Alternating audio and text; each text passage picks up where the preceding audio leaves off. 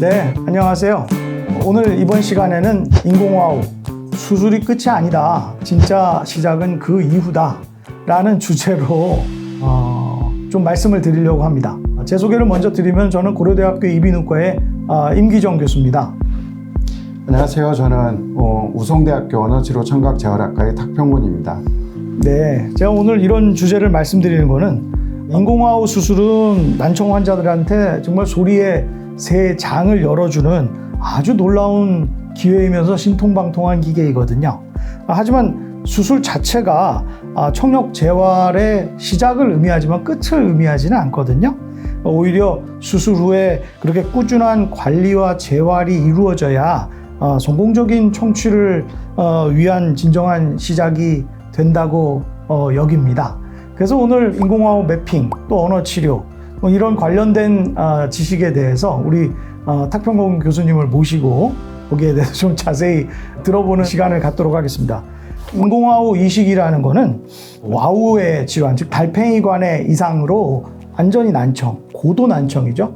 전혀 못 듣는 그런 데프라고 얘기하는데 거기까지 간 그런 난청 환자들에게 잔존하는 청신경을 이 인공호흡이라는 신통방통한 기기로 자꾸 전기 자극을 해줘서 실제 귀, 뇌에서 들을 수 있게 해주는 그런 와우 이식기를 이식하는 그런 수술이 되겠습니다. 이거는 도청기를 사용해도 전혀 효과가 없는 그런 고도 난청 환자들에게 아주 유용하고요. 그리고 특히 소아에서의 와우 이식, 청력의 교육과 지능, 언어, 발달, 그리고 나중에는 사회 적응에까지 미치는 그런 것이기 때문에 너무너무 성인보다 또 중요성이 더욱 소아들에게 크다. 또한 언어 습득을 위해서는 이러한 조기 중재가 꼭 필요하다는 말씀을 드리려고 합니다. 자, 그러면 이제부터는 좀 탁평곤 교수님과 좀 한번 대담을 해볼 텐데요. 제가 좀 질문을 드리면 교수님께서 답변을 해주시는 그런 형식으로 할게요. 첫 번째는 환자들이 인공호흡 수술하고 나면은 어떤 기대를 하실지 그런 게 좀 궁금합니다. 네. 일단은 인공호흡 수술한 많은 분들이 수술만 하면 정말 잘 들릴 거라고 기대하시는 분들이 되게 많아요.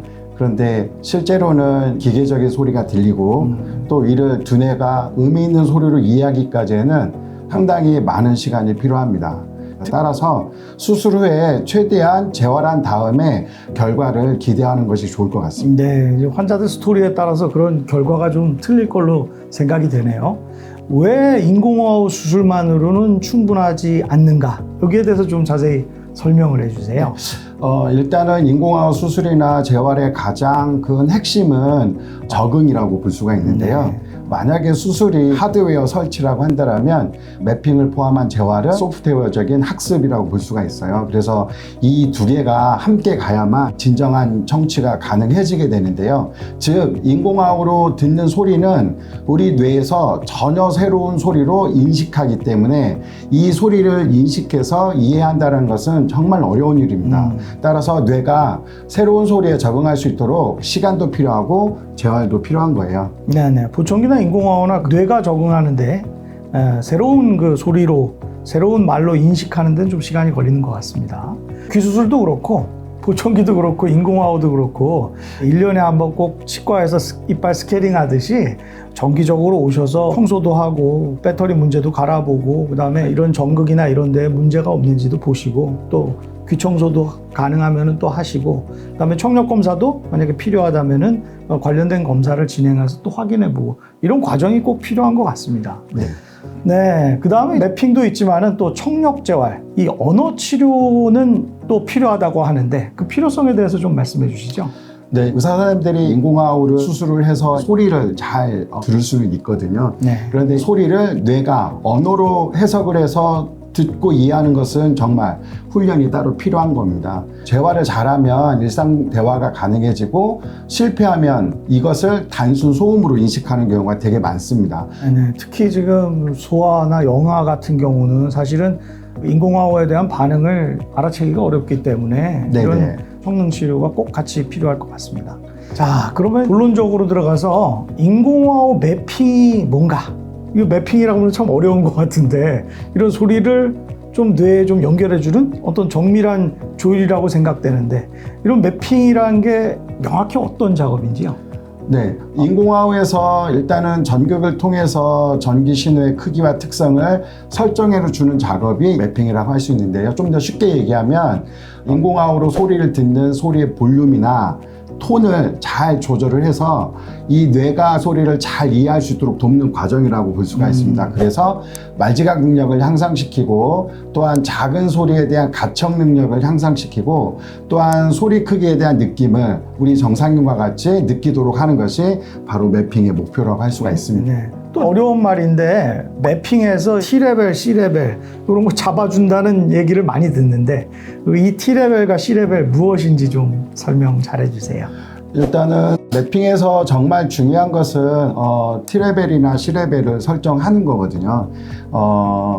T레벨이라고 하는 것은 가장 작은 소리, 소프트한 소리를 얘기를 하는 거고 C레벨은 컴포터블 레벨한 소리, 편하게 듣는 소리를 측정하는 건데요. 이 T레벨은 사람이 가장 들을 수 있는 작은 소리 말하고 C레벨은 가장 듣기 편한 소리고요. 이 두 레벨의 차이를 우리가 조금 어려운 말로 역동범위라고 하는데 이 역동범위가 어떻게 설정되어있느냐에 따라서 소리 듣기가 완전히 달라질 수 있습니다. 그래서 매핑하는 사람들은 이 T레벨과 C레벨을 적절하게 설정하는 것이 무척 중요합니다. 네네. 인공화호 매핑에서 이러한 파라미터들을 환자가 스스로 조정하지는 못하잖아요. 네, 지금은 조절을 못하고 있습니다. 매핑 이 단계에서 래퍼 하시는 분들이 잘 조정해줘서 가장 이상적인 형태를 맞춰주시는 게 그게 아마 놀라운 기술인 것 같습니다. 다음 질문은 소아와 성인에서의 매핑에 좀 차이점이 있을 텐데 그 좀 말씀을 좀 부탁드립니다. 일단은 매핑을 할 때 아까 말씀드렸던 그런 T레벨, C레벨이라고 하는 것은 사실은 사람들이 소리가 들리기 시작한다 아니면 소리가 진짜 편하다 이렇게 말을 해줘야 되는데 영유아들은 그게 되게 어렵잖아요. 그래서 우리가 소리를 주고 아동들이 어떻게 행동을 하는지 관찰을 하거나 아니면 달팽이관 뒤쪽에 있는 청신경에 자극을 주면 반응을 하게 되는 거예요. 그래서 이런 청신경 반응을 통해서 T레벨이나 C레벨을 설정을 해줄 수가 있습니다. 하지만 성인 같은 경우는 자기 소리를 듣고 주관적으로 소리가 작다, 소리가 크다 피드백을 줄 수 있기 때문에 아무래도 아동보다는 좀 더 섬세하게 조절을 할 수 있다는 장점이 있고요. 또 셋째, 아동들은 집중력의 차이가 정말 크게 나타나는 경우가 많습니다. 왜냐하면 매핑하는 30분에서 1시간 동안에 아동들이 그 매핑에 집중하는 경우가 없거든요. 그렇기 때문에 이런 경우는 부모의 도움을 받아야만 매핑을 하는 경우가 있고 그 다음에 성인들 같은 경우는 T레벨, C레벨은 설정도 중요하지만 이 사람들이 생활에서 겪고 있는 어려움들을 호소하는 경우가 정말 많기 때문에 충분한 시간을 가지고 이들의 이야기를 경청해 준 다음에 매핑에서 내가 어떤 부분을 조절을 해주는 것이 이들의 문제를 해결할 수 있는지 이런 트러블 슈팅이 되게 중요한 것이고요. 네, 성인들은 자기 의견이 있으니까 네. 거기에 맞춰서 좀 매핑을 조정해 줄 수가 있는데 또 이제 아이들은 그게 안 되기 때문에 좀 객관적으로 이게 평가하거나 또 자주 체크업하는 수밖에 없을 것 같고 이런 거에 또 문제가 있을 것 같네요. 네. 그리고 인공화호 매핑을 했을 때 좀 실패하는 경우가 있는데 이런 경우가 어떤지 또 거기에 나타나는 문제점은 어떤지 궁금해요. 일단은 아까 매핑에서 중요한 부분이 T레벨과 C레벨을 설정하는 거라고 그랬잖아요. 그런데 어떤 경우는 소리를 너무 작게 설정을 해놓은 경우가 되게 많습니다. 그렇게 되면 수술을 해서 소리는 겨우 들어가지만 소리를 듣고 이해하는 데는 되게 부족함이 있을 수가 있는 거거든요. 그래서 소리가 만약에 너무 작으면 수술을 한 후 1, 2년이 지나도 소리가 있는지 없는지조차도 어려운 경우가 되게 많습니다. 그러다 보면 시간이 지나더라도 언어 발달이 향상되지 않는 경우가 되게 많고요. 또한 이와 반대로 소리가 너무 크면 머리가 아프다고 호소하는 경우가 되게 많거든요. 그리고 너무 피곤해서 어음처리기 착용을 거부하는 경우가 되게 많습니다. 네, 아이고 수술을 아무리 잘해가지고 좋은 기기를 끼면 뭐합니까? 기기 세팅이나 이 조정을 잘 못했는데 이 기계가 어떻게 잘 작동하겠어요?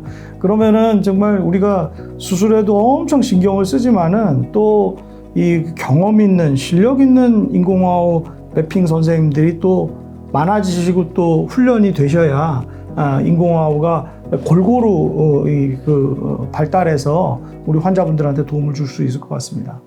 네, 맞습니다. 네, 이렇게 참 좋은 매핑이 인공화호의 좋은 결과를 만들어 드린다고 제가 말씀드렸고, 그래서 인공화호 수술을 완전 성공시키려고 완성한다고 한다면 그러면은 이런 좋은 매핑, 좋은 언어 치료가 사실은 있어야 된다고 생각을 합니다. 그러면 매핑이 수술 성과에 어떤 영향을 미치는지요? 현재 제가 보기에 인공화호 수술은 정말 우리 의사 선생님들이 되게 잘 하시는 것 같아요. 아까 교수님께서 말씀하신 것처럼 인공화호 수술은 내부 기계를 달팽이관에다가 삽입하는 행위를 수술이라고 한다면, 만약에 수술이 잘 안 되면 매핑을 아무리 잘한데도 문제가 해결할 수가 없지만 현재 우리나라는 이런 문제들은 많이 해결됐다고 보고요. 그런데 우리가 이후에 매핑을 통해서 정말 잘해야만 의미 있는 청취가 가능해지는 거거든요. 그렇기 때문에 정기적인 매핑이 정말 중요하다고 할 수가 있겠습니다. 즉 한마디로 정리를 하면 수술이 잘 돼야 되고 또 매핑도 잘 돼야 되고 언어 치료와 같은 재활이 잘 되면 정말 성공적인 청취가 가능할 수 있을 것 같습니다. 네. 그래서 제가 봤을 때는 아까 말했던 이런 다양한 전문가들이 한 아동이나 성인 환자를 치료하기 위해서 협력하는 것이 무엇보다도 중요할 수 있을 것 같습니다. 네네. 인공화호 매핑이 얼마나 이 이후에 이제 관리하고 또 듣고 또 삶에 적응하는데 얼마나 중요한가를 우리가 알 수가 있겠습니다.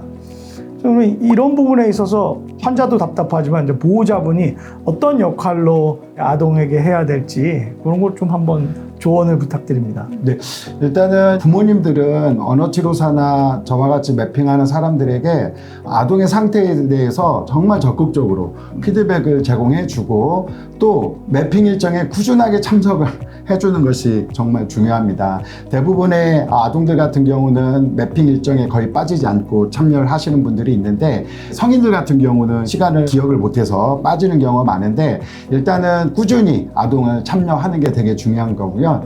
그리고 또 성인들 경우는 듣기 연습을 꾸준히 하는 것이 되게 중요하고요.